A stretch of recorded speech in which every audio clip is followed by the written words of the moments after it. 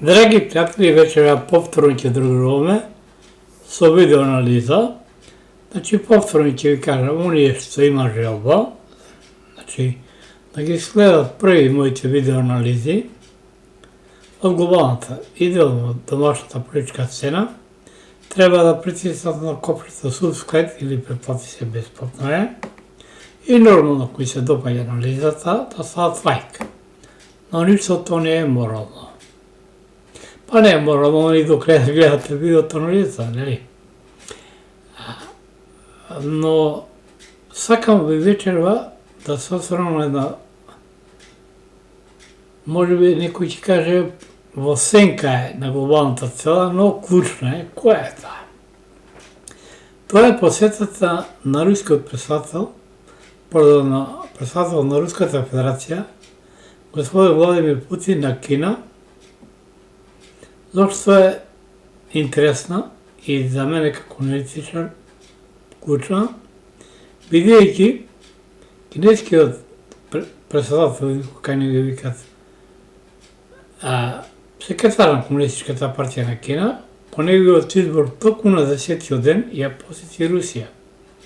Исто така, Путин на 10-тиот ден ја посетува Кина. Значи, ништо не е случајно. И при ова посета се договарат следните чекори на глобалната политичка сцена која треба да се случат годинава. Кои се тоа чекори? Враќање на Тајван под капата на Кина и историските руски територии, Киев дали ќе остане или сам ќе се прикочи, покасно ќе видиме, под руска капа. Но ово не е од вчера. Путин има двајца луѓе, двајца џокери во Украина. И во моментот се договара среда состра, како конференција, да кажеме, во Швајцарија, каде веќе Кина најавува дека нема да учествува, а каде Русија не е повикана за наводно да се договори мирот во Украина без главниот фактор. Тоа е малку комично и укажува на немоќ на Запад да влијае. Кога реков дека Владимир Путин има двајца клучни луѓе, тоа е самиот председател на Украина, Владимир или Володомир Зеленски, поточно кажано, и Александар Сирски. Го викат врховен комендант, а врховен комендант знае што секој држава е председател, но не би сакал тоа коментирам. Кој е некој роден во Русија, родителите се му таму, браќата и така натаму. Факт е дека Русија кога влезе во Украина, некоја агресија, некој специјална операција, ја го нарекувам конфликт. И јасно укажа Путин дека во прашање и враќање на историските територии на Русија. Инаку малку ќе ве потсетам за Украина, за да имате слика. Украина прво како држава никош не постојала, она постоја по Октомвриската револуција 1917, која Ленин и некој време, ја внесува, ја призна како република, чак и ја внесува како подписник на, меѓу 10 подписници на создавање на СССР или Советскиот сојуз. Самиот факт дека во Политбюрото, тоаш, ја мислам дека ги имало над 80%, но доби податок руски, дека 97% се евреи. Значи, ќе ми извините за повторањето, војната што се води во Украина, не се води ни против САД, ни против НАТО, ни против Украина. Тоа е војна меѓу Русија и еврејското лоби. А во таа војна, подадество од републиканците и сама Америка. Од тие причини, Бајден, ова не е Бајден, да ме умец од Бајден, дека евреин од септември минатата година до пред еден месец не се донесе пакетот за помош, војна помош на Украина. Зашто се даде простор на Русија и на Путин да имат преизбори и да почнат нам. Ја реков дека од мај тргнува офанзивата и тргна офанзивата преку Харков. Харков е најближи, и кога смета и као втора престолнина, мислам, на Украина, а Харков е руски град, множеско руско население. Харков, Николаев, Одеса, се тој ќе биде вратено нормално и Донбас. А Донбас е главниот индустријски центар и економски и со природни ресурси.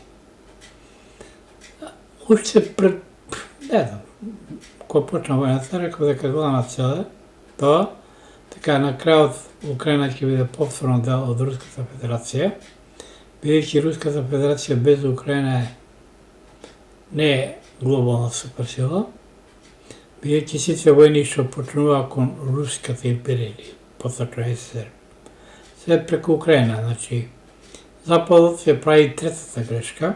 Првата грешка е направи Наполеон Бонапарта, втората е направи Хитлер, кој се одеше преку Украина, и сега со Мајдинот 2014, вториот удом кој на кој река, за да го организира тоа, им треба луѓе, а тој луѓе или тој човек беше Кличков е Валери или Владимир, не ми тикно, не ми еден од нив да не лупнам. Него му беше ветено да биде председател на Украина, му дадал само градоначалник уместо Киев. Инаку е интересно за браќата Кличков, кои ги освоја сите светски титули во бокс, никогаш не се бореле под украинско знаме.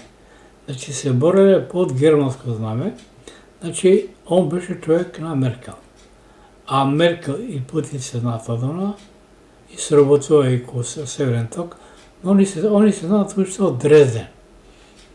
Има некој манипулација, да кажем, посекоја манипулација, што вика Срби, од свакој диму има и ватре, имало врска наводна, емотивна, меѓу Владимир Путин, тогаш беше раководител во Дрезден, и Ангела Меркел.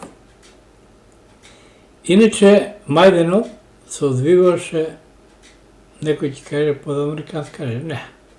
Се одбиваше под руско-германска режија, поточно под режија на Меркел и Путин. Путин као најдобар раководител во КГБ беше криен, инаку он беше 160, значи не први, пред да го назначи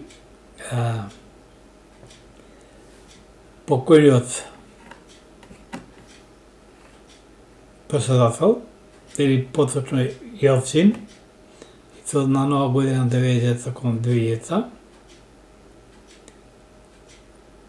Значи, он беше криен, а он прво беше заменик градоначалник на Санкт Петербург или Ленинград, покасно и градоначалник, па му дадал функција, мислам дека беше 98-ма премиер на Русија, значи да се запознае со работите, и он е го одамна следен, особено кога стана премиер по налог, и индиректно го видов неговото одваѓање. Па чак и можно да сме имале среда 87-ма, кога оде во отсутството Шведска, но не сакам да се одговорам сега. Значи, сватаме, значи во Пекинг се договара следните чекори. Не е исклучено Тајван да се приклучува година, поточно Кина да преземе чекорите. Вакуумот, поради изборите во САД, Русија ќе искористи, ќе паднат сите градови. Не може да се издвојуваат средства и тоа што дојде тоа е многу ситно. Американците крејават раци, изборуваат за 2025-та, нема да има. Инаку кога кажав дека Путин во Украина има два джокера, тоа е самиот председател Володимир Зеленски, бидејќи со гласовите на Донбас, кај што е множеско руско население, со руски гласови дојде до председател на Украина, секоја услуга се плаќа, а Залужни беше одличен генерал и му создаваше проблем на Путин, му наложи да го смени Залужни со Александар Сирски кој Руси. И смешно беше почетокот, Димитар Медведев, кој иначе се ротираше, во еден период беше и председател, во еден мандат на Руската федерација, како премиер. Во почетокот на Телеграм, неговиот канал, го нарекуваше изданик Александрски. Бидејќи Александрски роден во Русија, родителите и браќата се само таму, и он беше копнен генерал на Украина, и кога беше главната битка за Бахмут или во Азов, он ги прашќаше токму азовците, националистите. И тука многу изгинаа, и затоа они сега одбиваат секава команда, особено овие кракери Азов што стана на нацистите во Украина, ними бреа да одбиваат да влезат или буквално ги одбиваат на ревите на Александар Серски. Значи, вакуумот за председателските избори во како кецна десетка и на Владимир Путин и на Си Џинпинг. Си Џинпинг да го реши проблемот со Тајван, со Украина. Но тука, за да американците бидат и еврејското лоби кој им пречи на Америка, да се разбереме, и сака да се ослободат, оние започнаа војната со Палестина, веќе од 7 октомври, а сега кој сме месец, пети, значи не успеваат ни со 7 месеца и фактички може да пресени доторот на оружје за Израел и да има некој нуклеарни глави, каде и како може да го потребите друго, а тука и Иран, кој има хиперсонично оружје заедно со Кина, благодарение на Русија, неку огромни средства идат преку измеѓу Кина и Русија, а Кина се тука најде на Русија бидејќи Русија е исклучила свет. Значи банкарското лоби светско имamo благодарно се еврејското лоби. И еве не е случајно што Франција се има обид и некаде веќе се палат синагоги. Ја реков дека еврејскиот народ или Израел, ако не се ослободи Нетањаху, а гледам одат со глава водит, особено во Рафа, ќе прават геноцид, се не да ги тужеше Јужноафриканската република и уште некои други се придружија. Инаку за во Швајцарија откажа учеството и Бразил, или текно која беше друга држава на БРИКС, ќе ми просвета. Значи не е логично да држиш мировна конференција без двата учесника, тоа е без Русија. Русија рече да биде поканата, нема да оди, а тоа не е Кина дека нема да оди. Значи пред нас е интересен период. Јас кажав дека 2025 година е година која ќе дојде до распад на ЕУ, НАТО, а не исклучено се предвика и граѓанска војна во САД, за да го спречи своето заминување од власт, гумеца, рекол, или потрешно демократите, може да предвикат воен конфликт, да влезат, што не биваше и Макрон, инаку Франција се случи обид за палење на синагога, тој ќе почнува муслиманскиот џихад и се закани и Ердоган, председател на Турција, стана против Израел и се закани со џихад. Значи Израел автоматски, ако не го прекине што прави во Рафа, и да се извини, и да дојде до подела на две држави, и израелците или евреите ќе ги снема од Израел. Не само што ќе ги снема, они ќе бидат прогонувани, оно што Исус им го кажал, држава да дојде време, но они тоа уште не го сваќаат. Исус кога влегува во Иерусалим кажува две работи. Едната, и кај Иерусалим, бидејќи не ме позна, твоите соседи ќе те ограбат и разрушат, нема да бидеш на ово место, тоа се случи. Второто му беше, вика, Господ ќе уништи 12 израелски племења. Значи, со што се прави сега во Палестина, особено, а Палестина е, може би, нешто поголемо од Скопје, мислам за Газа, А има 2 милиона 400 жители. Там се крие наводно се броят 31,000 веки има загинати, а то са повече жени и деца. Но израелците си имат големи загуби, само што они не ги кажуваат податоците. Значи Израел треба да нагаде цопката сака еврејскиот народ да опстане како народ, да не го доживее вистински холокауст. Американците една успешна одлука, или за мене закон, ако ја донесе Бајден, ако ја треба да важи после 90 дена, значи после 3 месеца, значи им треба наголо ќе купуваат тоа збор ураниум, он забрани, донесе у стари закон, подпиша за забрана увоз на руски ураниум. Значи нивите нуклеарни централи може да застанат, а они, мислам, 24% увезува од Русија.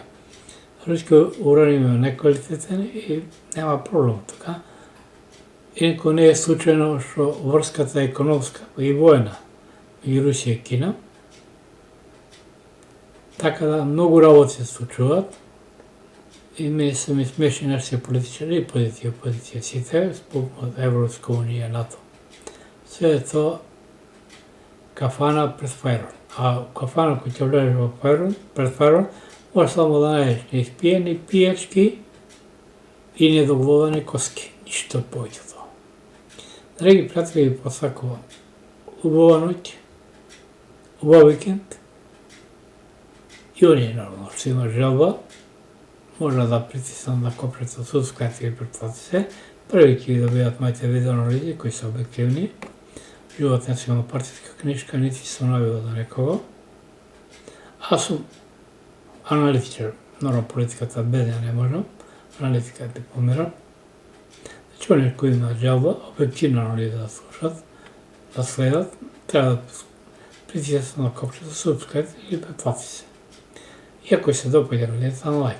Но, уште еднаш ќе ќе повторам, многу пати кажам, не е морално за никого. Само оние кои имаат желба да слушаат нешто објективно. Уште еднаш добра ноќ, со датот напред, но со датот не го барите на него. И не го чекајте. Тоа е во нас, во сите од нас. И кој ќе го осознаете со датот во вас, ќе се осознаете мисијата зашто сте на земјата. Секој од нас е роден со една мисија. И дока не исполни, не заминува. Добра ноќ и со злата напред. За Македонија пред се.